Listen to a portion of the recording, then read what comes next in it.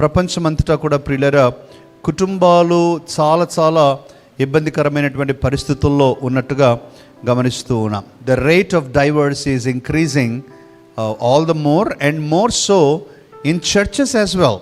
సంఘాలలో కూడా మరి దేవుని విశ్వాసం ఉంచిన బిడ్డలు సహితము, సంఘానికి ఆరాధనకు వెళ్ళేటువంటి వారు సహితము కలిసి జీవించలేక ఒక బలహీనమైన కుటుంబాలు కలిగి వారు విడిపోతూ ఉన్న పరిస్థితుల్లో మనం చూస్తూ ఉన్నాం ప్రేమైన దేవుని బిడ్డలారా.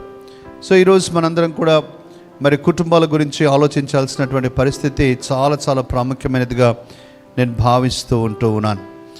మరి సమాజానికి కుటుంబాలే ప్రియులరా ఒక పునాది. దేవుడు మనల్ని రిలేషన్షిప్స్ కొరకు చేశాడు.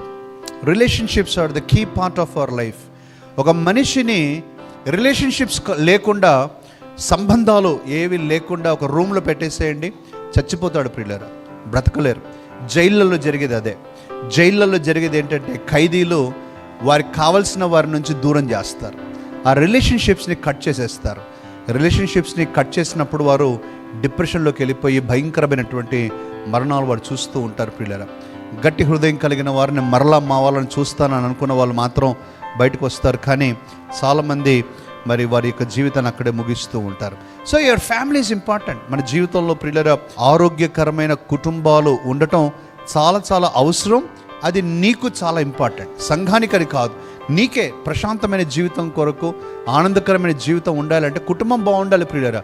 కుటుంబం సంతోషంగా లేకపోతే నువ్వు దేంట్లో సంతోషంగా ఉండలే. కుటుంబం చాలా important. When you don't have Joy in families you cannot be joyful anywhere. అందుకనే మన పూర్వీకులు చెప్పిన మాట ప్రియులరా, ఇంట గెలిచి రచ్చ గెలవాలి. మన ఇంట గెలవకుండా, ఇంటిని గురించి పట్టించుకోకుండా, భార్యను భర్తను పిల్లల్ని పట్టించుకోకుండా, మన కుటుంబాన్ని జాగ్రత్త చేసుకోకుండా ప్రపంచమంతటా ఏదో ఉద్ధరించాలని, ప్రపంచమంతటా మనం ఏదో సాధించాలని అవ్వవు ప్రియులరా, అవ్వవు.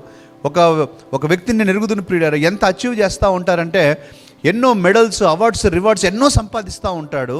కానీ దురదృష్టకరమైన, బాధకరమైన విషయం ఏంటంటే ఆ సంతోషాన్ని పంచుకోవటానికి కుటుంబం లేదు. ఎవరితో పంచుకుంటాడు ఇంకా కుటుంబం? ఇప్పుడు సంతోషమైన, దుఃఖమైన కుటుంబంతో పంచుకోగలము. కుటుంబమే లేకపోతే ఎవరితో పంచుకుంటారు? అండ్ దట్స్ వై ప్రియులరా చాలాసార్లు మనం ఈ మాటను వింటూ వస్తాం.